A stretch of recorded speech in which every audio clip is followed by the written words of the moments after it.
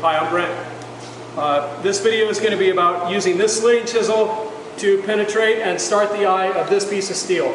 It's an 1.5 inch square, 3 pounds, which will later be a cross peen. With the slitting chisel, you go halfway through one side, flip the piece over, go halfway through the other side. The objective is to meet in the middle versus a round punch or a slot punch where you go 90% through one direction, flip it over, and punch out a piece. The slitting chisel does not remove any material.